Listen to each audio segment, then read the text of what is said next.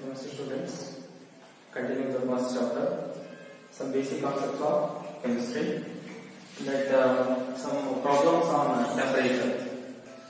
There are 3 units to measure temperature, degree Celsius, Fahrenheit and Kelvin.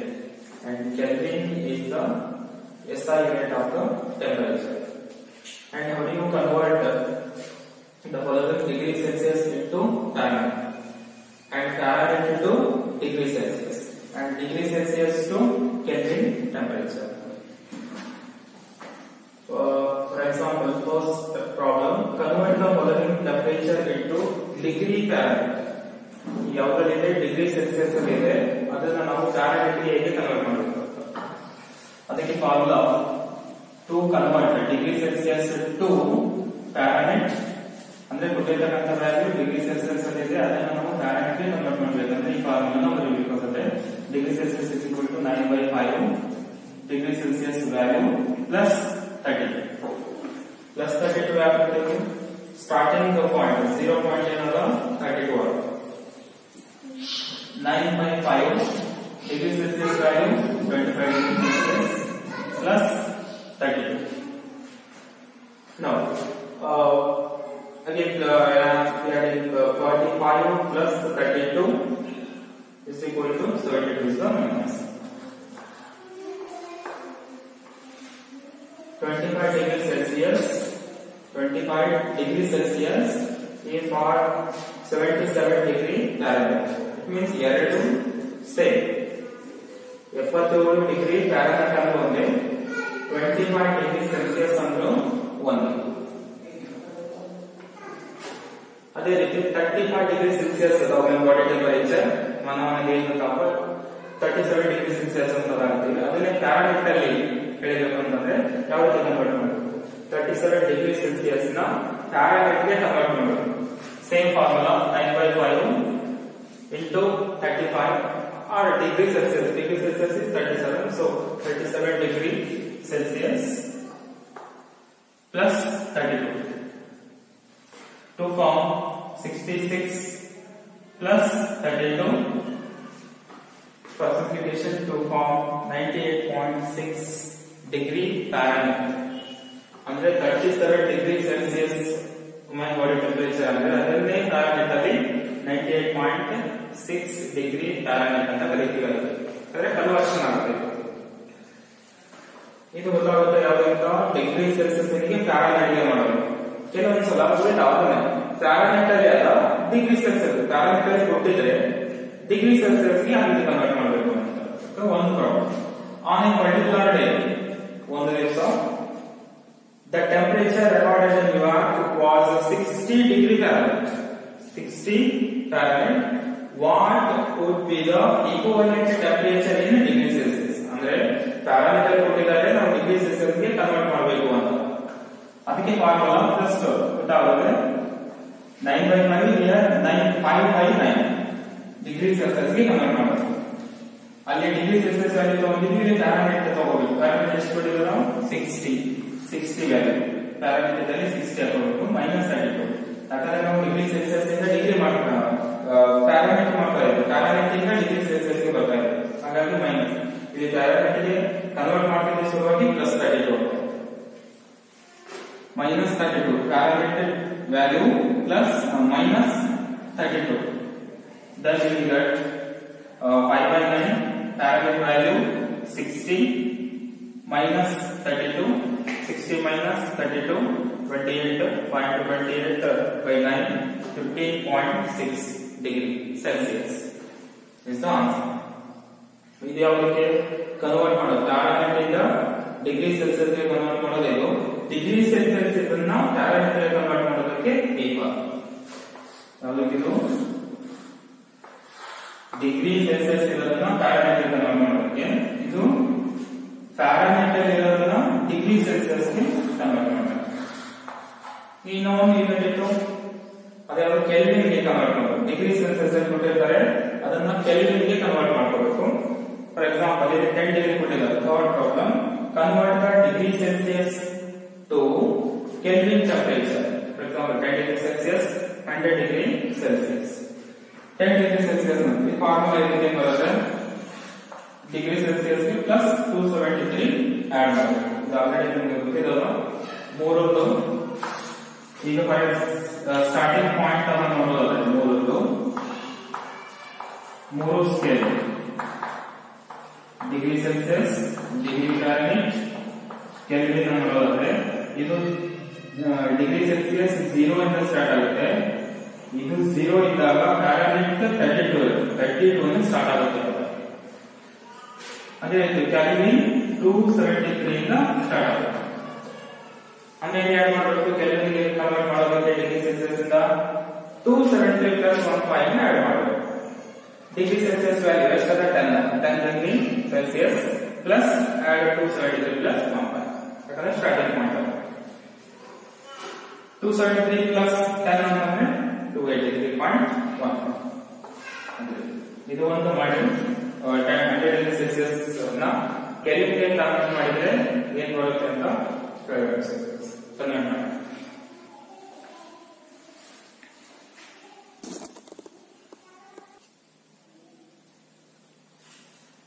Continue. Next concept and some basic concepts of chemistry. Uncertainty in measurement. Uncertainty. What is meant by uncertainty? Point something values. That is not certain values. Point something. 0 or 01 or 02. The uncertainty values. Certain means exactly 1. It's nearly equal to 1. 1 is the certain value. 0.12 the uncertainty values. How to measure the uncertainty values? By using the first one, scientific notation. Scientific notation means it is indicated by n into 10 to the power small n. Let us see what is n into 10 to the power n. The scientific notation is the exponential notation, which any number which is represented in the form of n into 10 to the power n, where small n is the exponent. Small n is the exponent having maybe n may be positive or negative, positive value or negative value, and capital N. N is varying 1 to 10. 1, 2, 3, 4, 5, 6, 7, 8. N is 1 to 10 number, and 10 to the power n exponent may be positive, may be negative. For example, say how to express uncertainty values in scientific notations. See, first example 3068.789. ಇದನ್ನ ಯಾವ ರೀತಿ ಬರೆಯಬಹುದು? 3068 point decimal point ಇದೆ. ಅದಾದ್ಮೇಲೆ decimal point ನಂತರ 3 numbers 7 8 9 can be return as ಏನಂತ ಬರೆಯಬಹುದು? ಇದನ್ನ 3 ಪಾಯಿಂಟ್ ಡೆಸಿಮಲ್ ಪಾಯಿಂಟ್ ಅದ 0687898 into 10⁻³ ಅಂತ ಬರೆದಿದೆ. ಇದಿಷ್ಟು ಏನಾಯ್ತು ಇವಾಗ ಈ ನಂಬರ್ n ಆಯ್ತು. n ಆದ ನಂತರ ಮುಂದಿನ ಅನ್ಸರ್ಟೈನಿಟಿ ವ್ಯಾಲ್ಯೂ 10 to the power ಇಲ್ಲಿ 10 into 10 ಪವರ್ ಏನದ ಇಲ್ಲಿ ಪಾಸಿಟಿವ್ ನೆಗೆಟಿವ್ ವ್ಯಾಲ್ಯೂ ಏನದ ಪಾಸಿಟಿವ್ 3 ಬಂತು. ಯಾಕೆ ಅದು ಪಾಸಿಟಿವ್ ಬಂತು ಅಂತಂದ್ರೆ ಈ ಕಡೆ ಡೆಸಿಮಲ್ ಪಾಯಿಂಟ್ ಎಷ್ಟು ಸಂಖ್ಯೆ 3 ಸಂಖ್ಯೆ 1 2 3 ಪಾಯಿಂಟ್ ಮುಂದಿಗೆ ಬಂತು, ಲೆಫ್ಟ್ಗೆ ಬಂದಿತ್ತು ಅಂತಂದ್ರೆ ಪಾಸಿಟಿವ್ ವ್ಯಾಲ್ಯೂ ಇರುತ್ತೆ. ರೈಟ್ ಗೆ ಹೋಗಿತ್ತು ಅಂತಂದ್ರೆ ನೆಗೆಟಿವ್ ವ್ಯಾಲ್ಯೂ ಇರುತ್ತೆ. 3 ಪಾಯಿಂಟ್ಸ್ ನ ಈ ಕಡೆ ಬಂದಿದ್ದಾರೆ 1 2 3 ಮೂವ್ ಟುವರ್ಡ್ಸ್ ದ ಲೆಫ್ಟ್. ಹಾಗಾಗಿ 3 ನಂತರ 3.0 ದಲ್ಲಿ ಡೆಸಿಮಲ್ ಪಾಯಿಂಟ್ ನ ಬರುತ್ತೆ. 3.068789 into 10 to the power ಎಷ್ಟು ಡೆಸಿಮಲ್ ಪಾಯಿಂಟ್ ನಂಬರ್ ಈ ಕಡೆ ಬಂದಿದೆ 3 ಬಂದಿದೆ. ಲೆಫ್ಟ್ ಗೆ ಬಂದಿದ್ರೆ ಪಾಸಿಟಿವ್ ವ್ಯಾಲ್ಯೂ, ರೈಟ್ ಗೆ ಹೋಗಿದ್ರೆ ನೆಗೆಟಿವ್ ವ್ಯಾಲ್ಯೂ. ನೆಗೆಟಿವ್ ವ್ಯಾಲ್ಯೂ ಏನಂದ್ರೆ ಫಸ್ಟ್ ಸೆಕೆಂಡ್ ಎಕ್ಸಾಂಪಲ್ 0.0000 ನಾಲ್ಕು ಜೀರೋಗಳಿಂದ 40000028 ಅಂತ ಇದನ್ನ ಯಾವ ರೀತಿ ಬರೆಯುವುದು? 2.8 2 ಅನ್ನೋದು ಈಗ n capital n, into 10 to the power negative ಬರುತ್ತೆ. ಯಾಕೆ ನೆಗೆಟಿವ್ ಬರುತ್ತೆ ಅಂತಂದ್ರೆ ನಾವು ರೈಟ್ ಹೋಗ್ತಾ ಇದ್ದೀವಿ, ರೈಟ್ ಗೆ ಮೂವ್ ಆಗ್ತಾ ಇದೆ. ಎಷ್ಟು ಪಾಯಿಂಟ್ 1 2 3 4 5 ಆಗ್ತಾ ಇದೆ, ಅದಕ್ಕೆ ಮೈನಸ್. ಲೆಫ್ಟ್ ಗೆ ಬಂದಿದ್ರೆ ಪಾಸಿಟಿವ್, ರೈಟ್ ಗೆ ಹೋದ್ರೆ ಮೈನಸ್. ಇಷ್ಟೇ. ಅದನ್ನ ಯಾವುದು ಮಲ್ಟಿಪ್ಲಿಕೇಶನ್, ಡಿವಿಷನ್, ಅಡಿಷನ್, ಸಬ್ಸ್ಟ್ರಾಕ್ಷನ್ ಅಲ್ಲಿ ಸೈಂಟಿಫಿಕ್ ನೋಟೇಷನ್ ಯಾವ ರೀತಿ ಎಕ್ಸ್ಪ್ರೆಸ್ ಮಾಡಬೇಕು, ಯಾವ ರೀತಿ ಬರೆಯಬೇಕು ಅಂತ. ಫಸ್ಟ್ ಎಕ್ಸಾಂಪಲ್ ಮಲ್ಟಿಪ್ಲಿಕೇಶನ್ ಆಗಿದ್ರೆ ಗುಣಾಕಾರದಲ್ಲಿ ಯಾವ ರೀತಿ ಬರೆಯಬೇಕು. 6.4 into 10 to the power 4 ಇದು 1. 4.8 into 10 to the power 6 ಎರಡು ವ್ಯಾಲ್ಯೂಸ್ ಕೊಟ್ಟಿದ್ದಾರೆ.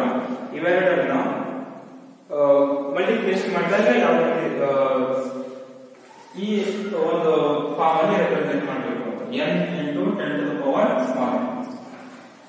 ಎರಡು ವ್ಯಾಲ್ಯೂಸ್ ಕೊಟ್ಟಿದ್ದಾರೆ, ಎರಡನ್ನ ಆಡ್ ಮಾಡೋದು, ಈ ಮಲ್ಟಿಪ್ಲೈ ಮಾಡ್ಕೊಳ್ಳೋದು into 6.4 into 4.8 ಇವೆರಡನ್ನ 6.4 into 4.8 then powers exponential for 10 to the power 4 ಅದ 10 to the power 6 ಅದ 4 plus 6 ಎಷ್ಟಾಯ್ತು 4 plus 6 10 to the power into 10 to 10 same ಅದ ಪವರ್ಸ್ ಅಂತ ಎರಡು ಆಡ್ ಮಾಡೋದು 4 plus 6 10 6.4 into 4.8 30.72 6.4 into 4.8 is equal to 30.72 answer ನ decimal point ಅಲ್ಲಿ ಬರ್ತೀವಿ. ಇಲ್ಲಿ n into 10 to the power n, ಇಲ್ಲಿ n ವ್ಯಾಲ್ಯೂ 3 ಆಯಿತು, into 10 to the power ಏನಿತ್ತು ಮೊದಲೇ 10 ಅದ, ಒಂದು ಡೆಸಿಮಲ್ ಪಾಯಿಂಟ್ ಈ ಕಡೆ ಬರ್ತಾ ಇದೆ ಅಂದ್ರೆ ಏನ್ ಬರೀಬೇಕು, ಲೆಫ್ಟ್ ಗೆ ಬಂದ್ರೆ ಪಾಸಿಟಿವ್ ನಲ್ಲಿ ಬರುತ್ತೆ. ಪಾಸಿಟಿವ್ ನಲ್ಲಿ 1 ಬಂದ್ರೆ 10 ಇರುತ್ತೆ, ಪ್ಲಸ್ ಅಂದ್ರೆ ಮೊದಲೇ. ಹಾಗಾಗಿ ಆನ್ಸರ್ 3.072.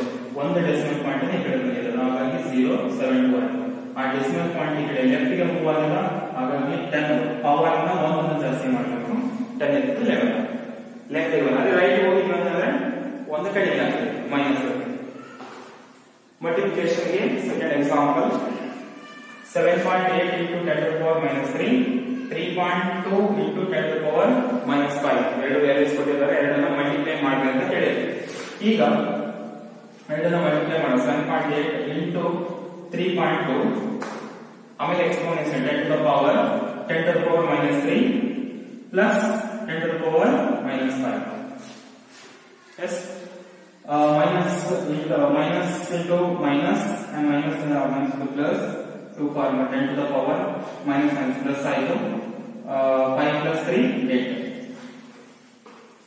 10 to the power 8 ಆಯಿತು. ಅದಾದ್ಮೇಲೆ ಇದು 7.8 into 3.2 24.96 ಇದಿಷ್ಟು ಬಂದಿರೋದು. ಈ ವ್ಯಾಲ್ಯೂ ಏನ್ ಮಾಡ್ಬೇಕು, ಈಗ ಒಂದು ಪಾಯಿಂಟ್ ಈ ಕಡೆ ಬಂದಿದೆ, ಒಂದು ಡೆಸಿಮಲ್ ಪಾಯಿಂಟ್ ಲೆಫ್ಟ್ ಗೆ ಬಂದಿದೆ. ಲೆಫ್ಟ್ ಗೆ ಬಂದ್ರೆ ಏನ್ ಮಾಡ್ಬೇಕು, ಒಂದನ್ನ ಜಾಸ್ತಿ ಮಾಡ್ಬೇಕು. -8 ಅದ, ಇದಕ್ಕೆ ಒಂದು ಆಡ್ ಮಾಡಿದ್ರೆ ಏನಾಯ್ತು -7 ಆಗುತ್ತೆ, ಮತ್ತೆ -9 ಆಗುತ್ತೆ, ಅಂದ್ರೆ ಕಡಿಮೆ ಮಾಡಿದಂಗ ಆಗುತ್ತೆ. ಸ್ಕೇಲ್ ಬಗ್ಗೆ ಗೊತ್ತಿರುತ್ತೆ.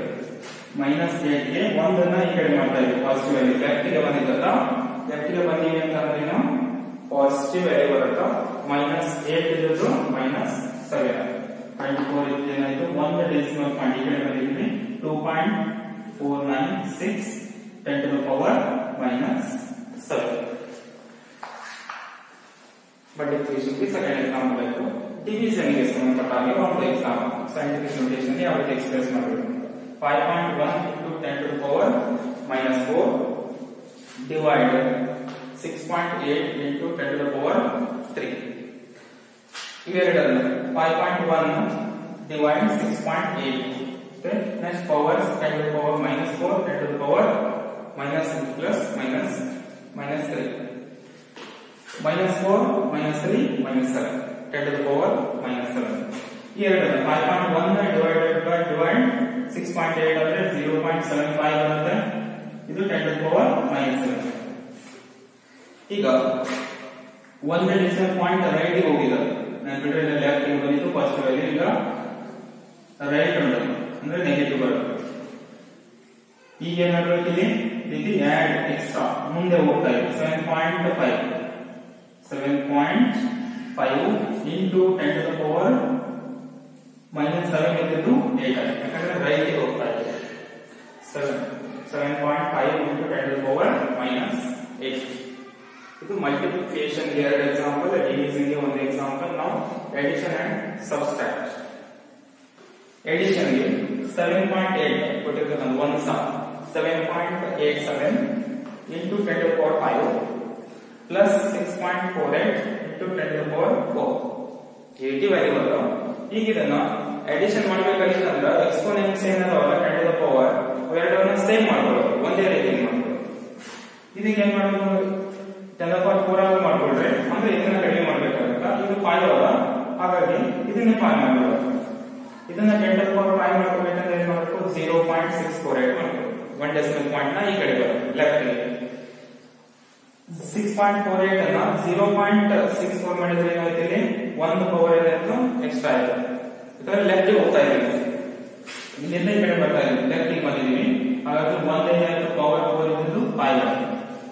ಈಗ ಎರಡರ ಎಕ್ಸ್ಪೋನೆಂಟ್ ಏನಾಯ್ತು 10 to the power 5 10 to the power 5, ಹಾಗಾಗಿ 1 ಬರುತ್ತೆ 10 to the power 5.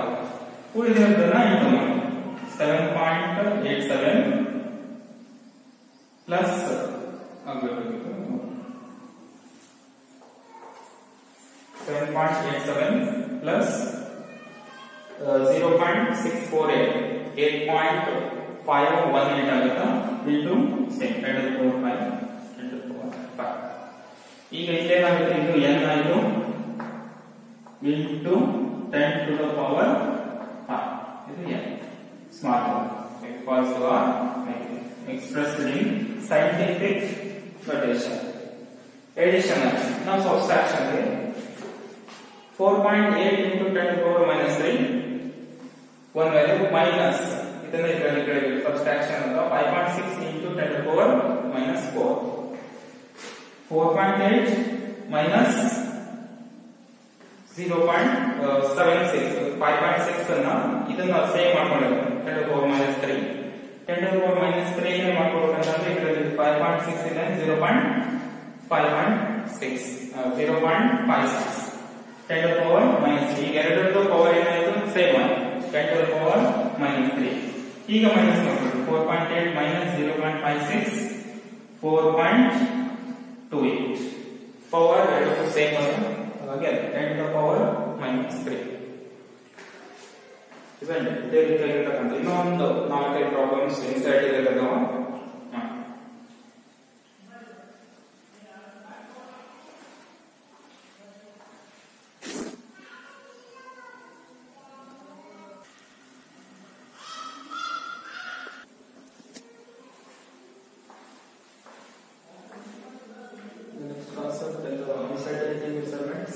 Precision and accuracy. Precision ಅಂತಂದ್ರೆ ಅಂದಾಜು ಮಾಡೋದು, ಸಮೀಪ ವ್ಯಾಲ್ಯೂ.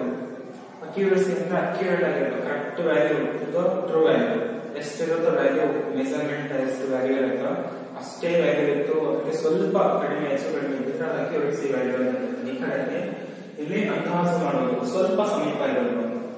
ಪ್ರೆಸಿಷನ್ ಅಂಡ್ ಅಕ್ಯುರಸಿ ಅಂತ. It is mean by precision. Precision is defined as the concordance of a series of measurements of the same quantities. ಅಂದ್ರೆ ಒಂದು value ಇರುತ್ತಾ ಆ ವ್ಯಾಲ್ಯೂಕ್ಕೆ ಬಹಳ ಸಮೀಪ ವ್ಯಾಲ್ಯೂಸ್ ಬಂದಿರೋದು, ಇಲ್ಲ ಸೇಮ್ ವ್ಯಾಲ್ಯೂಸ್ ಇರಬೇಕು, ಹಾಗಿದ್ರೆ ಅದಕ್ಕೆ ಅಕ್ಯುರಸಿ ಅಂತ ಕರೀತಾರೆ. ಪ್ರೆಸಿಷನ್ ಅಂತ ಕರೀತೀವಿ. ಅಂಡ್ ಅಕ್ಯುರಸಿ ಅಂತಂದ್ರೆ agreement values with particular value. ಈಗ 2 ml ಎಕ್ಸ್ಪೆರಿಮೆಂಟ್ ಮಾಡಾಯ್ತು, 2 ml ಬಂದಿತ್ತು. 10 ml ತಗೊಂಡಿದ್ದೀವಿ, ಟೈಟ್ರೇಷನ್ ವ್ಯಾಲ್ಯೂ ಅಂತಂದ್ರೆ ನಿಯರ್ಲಿ 9.99 ಬಂದಿತ್ತು. ಈಗ 10.1 ಬಂದಿತ್ತು ಅಂತಂದ್ರೆ 10 ml ಗೆ particular value to the true value. ಇದು ಸ್ವಲ್ಪ ಸಮೀಪದಲ್ಲೇ ಇರುತ್ತೆ. ಅದಕ್ಕೆ ಸಂಬಂಧಪಟ್ಟ ಹಾಗೆ ಎಕ್ಸಾಂಪಲ್ ನೋಡೋಣ. Definition once again. ಪ್ರೆಸಿಷನ್ ಅಂದ್ರೆ ಅಂದಾಜು ಮಾಡೋಕೆ. Precision is defined as the concordance of a series of measurements of the same quantity. ಸಮೀಪದಲ್ಲಿ ಬಂದಿರುತ್ತೆ, ಆದ್ರೆ ಅಕ್ಯುರೇಟ್ ಆಗಿರಲ್ಲ, ಅಕ್ಯುರಸಿ ಬರುತ್ತೆ. Accuracy is the agreement of a particular value to the true value. ಎಷ್ಟು value ಇರುತ್ತೆ ಅದಕ್ಕೆ ಬಹಳಷ್ಟು ಹತ್ತಿರದಲ್ಲೇ ಇರುತ್ತೆ. ಈಗ ನೋಡಿ ಟ್ರೂ ವ್ಯಾಲ್ಯೂ ಅಂತಂದ್ರೆ ಈ ಎಕ್ಸಾಂಪಲ್ ಅಲ್ಲಿ 49.08% ಅಂತ ಇದು ಟ್ರೂ ವ್ಯಾಲ್ಯೂ. ಈ ಟ್ರೂ ವ್ಯಾಲ್ಯೂಗೆ ಸಮೀಪ ಬಂದಿರೋ ಅಕ್ಯುರಸಿ ಬಹಳ ಸಮೀಪ, ಸ್ವಲ್ಪ ಅಂತರದಲ್ಲಿರೋದು ಪ್ರಿಸಿಷನ್. ಇದರಲ್ಲಿ ಇಬ್ಬರು ಸ್ಟೂಡೆಂಟ್ಸ್ ಟೈಟರಿಂಗ್ ಮಾಡ್ತಾ ಇದಾರ, ಒಂದು ಟೆಕ್ನಿಕ್ ಅನ್ನ ಸೇಮ್ ಟೆಸ್ಟ್ ಮಾಡ್ತಾ ಇದಾರ. ಅಂದ್ರೆ ಯಾವ ಪ್ರಿಸಿಷನ್ ಯಾವ ಅಕ್ಯುರಸಿ ಅಂತ ಹೇಳಬೇಕು. A substance contains 49.08% of a given constituent A. ಯಾವುದೋ ಒಂದು ಘಟಕವನ್ನು ಕೊಟ್ಟಿದ್ದಾರೆ, ಯಾವುದೋ ಒಂದು ಸ್ಯಾಂಪಲ್, ಅದೆಷ್ಟು ಪರ್ಸೆಂಟೇಜ್ ಆದಾಗ 49.08% ಅದ. ಅದನ್ನ the results obtained by two students using the same technique. ಕೊಟ್ಟಿರ್ತಕ್ಕಂಥ ಸ್ಯಾಂಪಲ್ ಸೇಮ್ ಅದ, ಟೆಕ್ನಿಕ್ ಸೇಮ್ ಅದ, ಮಾಡ್ತಕ್ಕಂಥ ವಿಧಾನನೂ ಸೇಮ್ ಅದ, ಆದ್ರೆ ರಿಸಲ್ಟ್ಸ್ ಅಲ್ಲಿ ವೇರಿ ಆಗುತ್ತೆ. ರಿಸಲ್ಟ್ ಅಲ್ಲಿ ಬದಲಾವಣೆ ಆಗುತ್ತೆ, ವ್ಯತ್ಯಾಸ ಆಗುತ್ತೆ. ಆ ವ್ಯತ್ಯಾಸದಲ್ಲಿ ಯಾವ ಅಕ್ಯುರಸಿ ಯಾವ ಪ್ರಿಸಿಷನ್ ಅಂತ ಫೈಂಡ್ ಔಟ್ ಮಾಡಬೇಕು. ನೋಡೋಣ, ಸ್ಟೂಡೆಂಟ್ 1 ಏನ್ ಮಾಡ್ತಾನೆ, 49.08% ಟೆಕ್ನಿಕ್ ಅನ್ನ ಟೈಟ್ರೇಟ್ ಮಾಡ್ತಾ ಇದ್ದಾನೆ, ಟೆಸ್ಟ್ ಮಾಡ್ತಾ ಇದ್ದಾನೆ. ಅವಾಗ ಅವ್ನ ರಿಸಲ್ಟ್ ಏನ್ ಬಂತು, 49.02 ಬಂದು ಒಂದ್ಸಲ, ಇನ್ನೊಂದ್ಸಲ 49.15 ಬಂದಿಲ್ಲ, ಇನ್ನೊಂದ್ಸಲ 49.10 ಬಂದದ. ನಮ್ಗೆ ಎಷ್ಟು ಬರಬೇಕು, ಯಾವ ಸಮೀಪ ಇರಬೇಕು, 49.08. ಇದು ಟ್ರೂ ವ್ಯಾಲ್ಯೂ. ಈ ಟ್ರೂ ವ್ಯಾಲ್ಯೂಗೆ ನಿಯರ್ ಇರಬೇಕು. ಅಂದ್ರೆ ಈ ಮೂರನ್ನ ಇದು ಪ್ಲಸ್ ಇದು ಪ್ಲಸ್ ಇದೆ, ಈ 3 ಪ್ಲಸ್ ಡಿವೈಡೆಡ್ ಬೈ 3 ಮಾಡಿದ್ರೆ ಈ ಮೀನ್ ವ್ಯಾಲ್ಯೂ ಬಂದಿರುತ್ತೆ. ಮೀನ್ ವ್ಯಾಲ್ಯೂ ಬಂದಿರುತ್ತೆ ಅಂದ್ರೆ ಈ 3 ನೋಡೋದು ಇದೊಂದು ನೋಡೋದು 49.09 ಬಹಳ ನಿಯರ್ ಆಗೋದಕ್ಕೆ.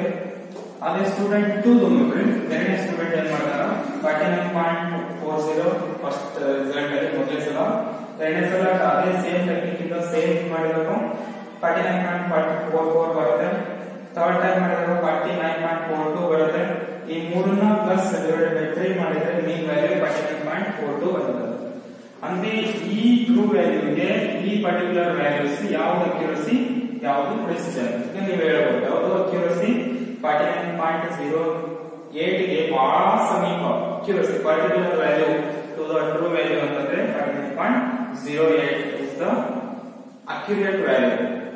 ಪ್ರಿಸಿಷನ್ ಯಾವ್ದು ಅಂದಾಜು ಮಾಡೋದಕ್ಕೆ ಈಗ 49.42 ಲೆಸ್ ಅದಕ್ಕೆ 49.42 ಅಂತಂದ್ರೆ ಬಹಳ ಇದೆ, ಜಾಸ್ತಿ ಇದೆ.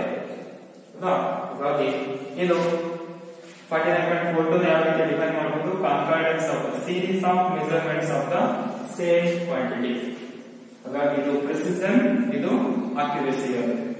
Student 2 is the precision value, student 1 accurate value. Result, student 1 values are closer to the true value, not true values. Particular value illa how closer is the samೀಪ ಇದೆ, closer to the true value and more accurate. Number 1, student are more precise ಅಂದಾಜು ಮಾಡಲಿಕ್ಕೆ student 2 than the student 1. So it is accurate, it is precise. ಅದೇ ರೀತಿ particular value are true value ನ 10 ml ಅಂತ ತಗೊಂಡ್ರೆ titrate ಮಾಡ್ತಾ ಇದ್ದಾರೆ ಒಂದು ಸ್ಟೂಡೆಂಟ್ಸ್ ಕೊಡ್ರಿ. Problem number 2, 10 ml is the true value. ಈಗ ಸ್ಟೂಡೆಂಟ್ 1 A ಅಂತ ತಗೊಂಡ್ರೆ, A ವಿದ್ಯಾರ್ಥಿ, B ಸ್ಟೂಡೆಂಟ್. ಇವ್ರು ಏನ್ ಮಾಡ್ತಾರೆ, 9.81 and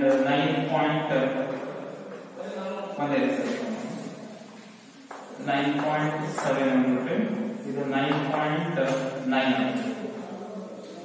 ಇನ್ನೊಬ್ಬ ಸ್ಟೂಡೆಂಟ್ C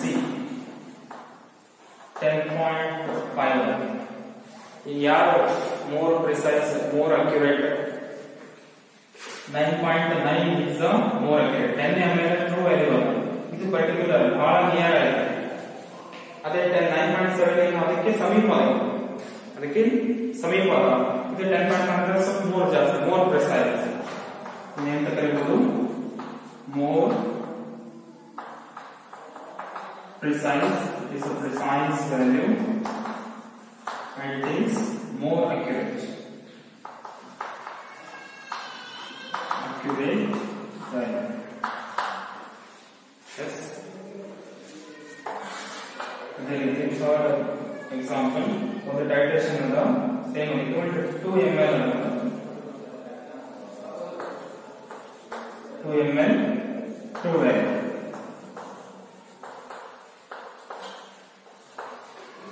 ಇದಕ್ಕೆ ಸ್ಟೂಡೆಂಟ್ ಎ ಸ್ಟೂಡೆಂಟ್ ಬಿ ಇಬ್ಬರ ಎಕ್ಸ್ಪೆರಿಮೆಂಟ್ ಏನು ಮಾಡಿದ್ದಾರೆ 1.7 1 ವಿದ್ಯಾರ್ಥಿ ಸೆಕೆಂಡ್ ಸ್ಟೂಡೆಂಟ್ ಏನು ಮಾಡ್ತಾನೆ 2.01 ಯಾವ more precise value accurate value 2 ml true value.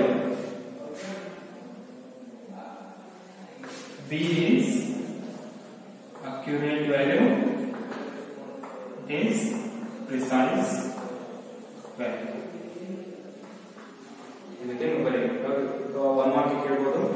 What is precise precision value ಅಥವಾ what is precision ಅಂತ ಕೇಳಬಹುದು. What is accuracy 1 mark. ಇಲ್ಲ ಅಂತ ಎಕ್ಸಾಂಪಲ್ ಕೊಟ್ಟು which one is accuracy, which one is precision values.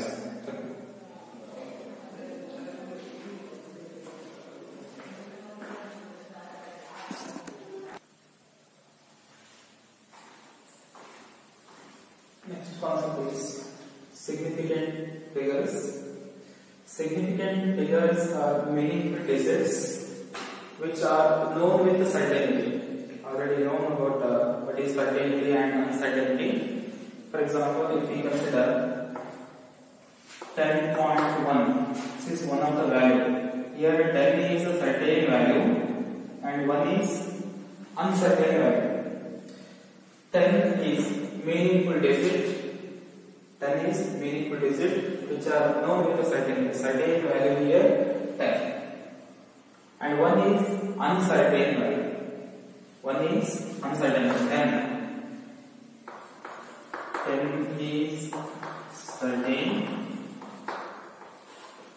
value or certain digit, and 0.1 is uncertain value. Significant figure means are meaningful digits which are known with certainty. ಈ certain value ಬಗ್ಗೆ ಮಾತಾಡ್ತಾರೆ. 10 or 15.2, 15.9, 15 is a certain value. Point something values are uncertain. For example, here 12.1. Here 12 is a certain value. 0.1. This 0.1 is uncertain value. The 0.1 is may varies plus or 1. Plus or 1. For example, it is a 10.1. Plus or 1 means plus 1. 10.12 plus 1 minus 1 value 10.0. This is the significant figures. Now, there are some of the rules for writing the significant figures. First rule, all non-zero digits are significant. Under 0 to whether ಯಾವುದೇ ಸಂಖ್ಯೆ 1 2 3 up to 9, there are significant figures. All non-zero, 0 to non-zero digits are significant figures. Here an example 2 4 8. These are all non-zero. ಯಾವುದೇ 0 ಇಲ್ಲ. ಹಾಗಾಗಿ ಈ ಮೂರೇನು significant figure. ಎಷ್ಟು significant figures ಅದ 1 2 3 3 significant figures. ಅದೇ ರೀತಿ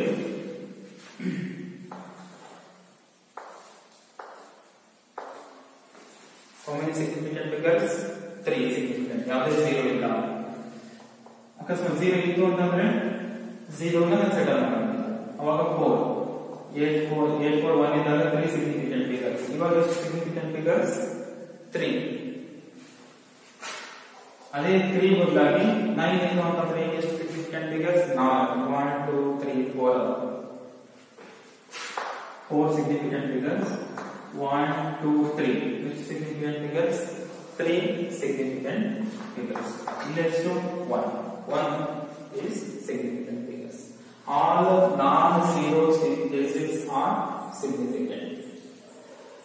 Second rule, zeros proceeding to the first non-zero digits are not significant. ಅಂದ್ರೆ decimal point ಗೆ ಈ ಕಡೆ ಬಂದಿದಾಗ ಡೆಸಿಮಲ್ ಪಾಯಿಂಟ್ ಗೆ ಈ ಕಡೆ ಯಾವುದೇ ನಂಬರ್ ಇಲ್ಲ ಅಂದ್ರೆ ಮುಂದೆ ಬರ್ತಕ್ಕಂಥ ಜೀರೋಸ್ ಎಲ್ಲ ನಾಟ್ ಸಿಗ್ನಿಫಿಕೆಂಟ್ ಅಂತ ಹೇಳಿದ್ರೆ, ಈಗ ನೋಡ್ರೆ ಇದರಲ್ಲಿ 0 ಪಾಯಿಂಟ್ ಅಲ್ಲ, ಈ ಕಡೆ ಯಾವ್ದಾದ್ರು ನಂಬರ್ ಇದ್ದಿದ್ರೆ ಸಿಗ್ನಿಫಿಕೆಂಟ್ ಫಿಗರ್ ಆಗ್ತಾ ಇತ್ತು, ನಂಬರ್ ಇಲ್ಲ. ಹಾಗಾಗಿ ಇದರಲ್ಲಿ ಎಷ್ಟು ಸಿಗ್ನಿಫಿಕೆಂಟ್ ಫಿಗರ್ಸ್ ಅಲ್ಲ? ಒಂದೇ ಸಿಗ್ನಿಫಿಕೆಂಟ್ ಫಿಗರ್ಸ್ ಅಲ್ಲ. 0.002 ಅಂದ್ರೆ 2 only is a meaningful digit. Here one significant figure. ಅದೇ 0.001 ಇದ್ರೆ 1 significant, 0.1 1 significant figure. ಅಕಸ್ಮಾತ್ ಇಲ್ಲಿ 1 ಇತ್ತು ಅಂತಂದ್ರೆ 1 2 3 4 ಆಗ್ತಾ ಇತ್ತು, ಅದು ಥರ್ಡ್ ರೋ. ಅಲ್ಲಿ ನೋಡೋಣ, ಈಗೇನು 0 ಡೆಸಿಮಲ್ ಪಾಯಿಂಟ್ ಈ ಕಡೆ 0 ಇತ್ತು ಅಂತಂದ್ರೆ ಮುಂದೆ ಬರ್ತಕ್ಕಂಥ 0ಗೆ ವ್ಯಾಲ್ಯೂ ಇರೋದಿಲ್ಲ, ಮೀನಿಂಗ್ಫುಲ್ ಡಿಜಿಟ್ ಅಲ್ಲ, ಸಿಗ್ನಿಫಿಕೆಂಟ್ ಫಿಗರ್ಸ್ ಅಲ್ಲ. ಹಾಗಾಗಿ ಎಷ್ಟು ಸಿಗ್ನಿಫಿಕೆಂಟ್ ಫಿಗರ್ಸ್? 1. ಅದೇ ರೀತಿ ಎಷ್ಟು ನೋಡೋಣ, 0 ಅಲ್ಲ, ಡೆಸಿಮಲ್ ಪಾಯಿಂಟ್ ಈ ಕಡೆ ಮೀನಿಂಗ್ಫುಲ್ ಡಿಜಿಟ್ ಇಲ್ಲ, ಹಾಗಾಗಿ 2 5 8 ಮಾತ್ರ significant figures. 2 significant figures. Second row. Third row, zeros between the two non-zero digits. 101, 102, 103 ಇವೆಲ್ಲ between the ಆ 0 ಮಧ್ಯದಲ್ಲಿ ಎರಡು non-zero digits ನಲ್ಲಿದೆ. Zeros between the two non-zero digits are significant. ಆವಾಗ 0 ಗೆ ಇವಾಗ ವ್ಯಾಲ್ಯೂ ಬರುತ್ತೆ. ಯಾವಾಗ ಎರಡು ನಂಬರ್ಗಳ ಮಧ್ಯೆ ಇರುತ್ತೆ. ಇದು ನೋಡಿ, ಡೆಸಿಮಲ್ ಪಾಯಿಂಟ್ ಆ ಕಡೆ ಈ ಕಡೆ ಏನಲ್ಲ ಮೀನಿಂಗ್ಫುಲ್ ಡಿಜಿಟ್ ಅಲ್ಲ, ಹಾಗಾಗಿ ಈ zeros ಕೂಡ ಸಿಗ್ನಿಫಿಕೆಂಟ್ ಆಗ್ತವೆ.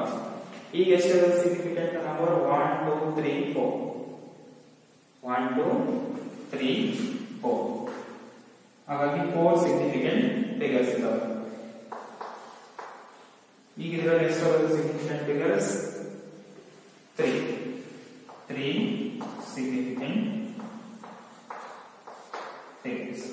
8 zeros between the non-zero digits are significant.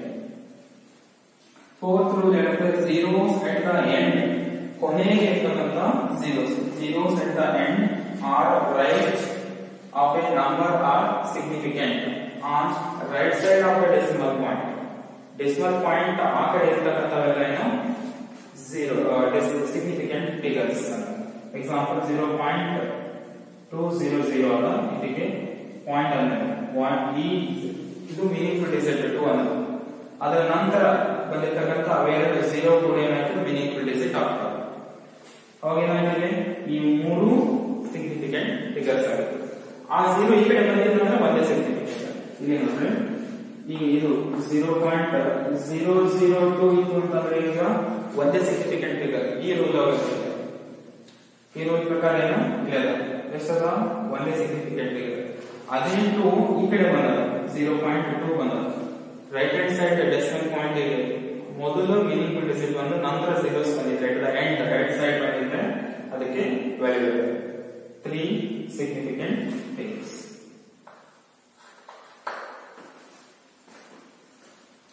The fifth rule, when a number ends in zeros that are not to the right of the decimal point, right ಏನಾಗಿಲ್ಲ, but the zeros not necessarily significant. For example, ಈಗ ಎಷ್ಟದ 190 ಅಲ್ಲ, 190 ಇದರಲ್ಲಿ significant figures ಎಷ್ಟು ಅಂತ ಹೇಳ್ತೀವಿ? 3. ಹಾಗೆ 50.600 ಇದರಲ್ಲಿ ಏನಾಗಿರ್ಬೋದು? ಈ zeros ನ ಕನ್ಸಿಡರ್ ಮಾಡಬಹುದು ನಾವು, ಇಲ್ಲ ಇಲ್ಲಿ 2 or 3, ಇಲ್ಲಿ 3, ಈ 3 ಏನಾಯ್ತು? 3 ಆಗುತ್ತೆ. ಇಲ್ಲ ಈ ಒಂದು zeros ನ ಬಿಟ್ಟರೆ 4 ಹಾಕಬಹುದು, ಇಲ್ಲ ಎಲ್ಲಾನು ಕನ್ಸಿಡರ್ ಮಾಡಬಹುದು, 5 ಆಗುತ್ತೆ. ಅದಕ್ಕೆ ಏನಂತ ಕರೀತೀವಿ? When a number ends in the zeros that are not to the right of the decimal point, zeros not necessary significant. ಇದನ್ನ ಸೈಂಟಿಫಿಕ್ ನೊಟೇಷನ್ ನಲ್ಲಿ ಕೂಡ ನಾವು ಶೋ ಮಾಡ್ತೀವಿ. n into 10 to the power n ಅಂತಂದಾಗ n 50.6 into 10 to the power 2 ಅಂತ. ಇವಾಗ ಏನಾಯ್ತು ಇಲ್ಲಿ 3 ಯಾವ ಸಿಗ್ನಿಫಿಕೆಂಟ್ ಫಿಗರ್ಸ್ ಎಷ್ಟು 3 ಆಯ್ತು. ಅದೇ ರೀತಿ 50.6 ಅಂತ ತಗೊಳ್ಳಿ. ಈಗ ಎಷ್ಟು ಸಿಗ್ನಿಫಿಕೆನ್ಸ್ ಆಗುತ್ತೆ ಈ ಕಡೆ ಬಂತು ಅಂತಂದ್ರೆ 50.05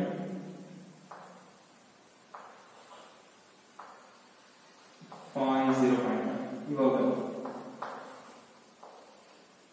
2 ಆಗುತ್ತೆ.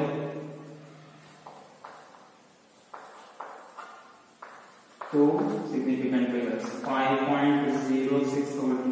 ಇವಾಗ ಎಷ್ಟು significant figures ಆಗುತ್ತೆ 5 ಆಗುತ್ತಾ 00 ಅಂದಾಗ ಈ ರೀತಿ ನಂಬರ್ಸ್ ಏನ್ ಮಾಡ್ತೀವಿ ನಾವು ಸಿಗ್ನಿಫಿಕೆಂಟ್ ಫಿಗರ್ಸ್ ಅಲ್ಲಿ decimal ಮಾಡ್ತಾರೆ. Fourth last one, exact numbers have an infinite numbers. Exact numbers have an infinite numbers of significant figures. ಅಂದ್ರೆ infinite numbers ಇರೋದು 4 ಅಂತಂದ್ರೆ 4 RHS ಅಂದ್ರೆ ಈ ರೀತಿ ಬರೆಯಬಹುದು ನಾವು 4.0 ಅಂತ. ಇಲ್ಲಿ ಬರೀ 4 ಅದನ್ನು ಬರೆಯಬಹುದು. 4 ಆದಾಗ 1 significant figure ಆಗುತ್ತೆ. 4.0 ಆದಾಗ 2 ಆಗುತ್ತಾ. 4.00 ಅನ್ನು ಬರೀ 4 ಅಂತ ಈ ರೀತಿ ಬರೀತೀವಿ. 4.0 ಅಂತ 2 ಆಯ್ತು. ಹಾಗೆ 3 ಆಗುತ್ತೆ. ಅಂದ್ರೆ ಇನ್ಫೈನೈಟ್ ಎಷ್ಟಾದ್ರೂ ಆಗ್ಬೋದು. Fourth exact last one, exact numbers have an infinite number of significant figures. 40 ಅಂತಂದಾಗ 40 ದಾಗ ಇದೆ ಎಷ್ಟಾದ್ರೂ ಬರುತ್ತೆ. 40 I is ಈ ಕಡೆ ಬರುತ್ತೆ. Infinite numbers. ನಮಗೆ ಮೇನ್ ರೂಲ್ಸ್ ಎಲ್ಲಿ ಅಂತ ಬೇಕಾಗುತ್ತೆ. 1 2 3. First one, all non-zero digits are significant figures. 1 the significant figure 1 are 22 ಅಂತ ನೋಡಿ. ಇಲ್ಲಿ significant figures 2 are. ಇಲ್ಲಿ number 1. Second one, zeros proceeding to the first non-zero digits. First non-zero digits are not significant. ಇಲ್ಲಿ 0.002 ಅದ. ಹಾಗಾಗಿ 1 significant figures. ಅದೇ 0 ಈ ಕಡೆ ಎಲ್ಲಿತ್ತು ಅಂತಂದ್ರೆ ಈ ಥರ್ಡ್ ರೂಲ್ ಬರುತ್ತೆ zeros between. ಹಾಗಾಗಿ 3 significant figures are zeros between 1 2 3 4 significant figures. Here 3 significant figures. 1 0 0 1. How many significant? These two zeros also considered as a significant figures. Just already 4 significant figures. And fourth one, zeros at the end or right side of the number of significant figures are within one point.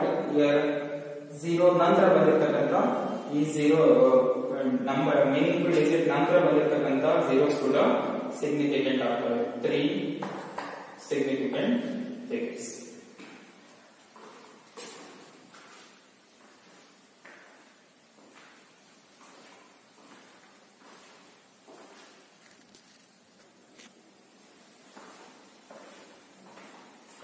Some more examples for significant figures. See, first example follows first rule of significant figures. 5.76. All are non-zero digits. All non-zero digits. So that 3 significant figures. Here follows second rule. These two zeros are in between the meaningful digits. These two zeros are present in between the meaningful digits, so that these two zeros are considered significant. The significant number is 4. 1 2 3 4 is a significant figures. 0.48 0 is no value here, so 48 is a 2 significant figures.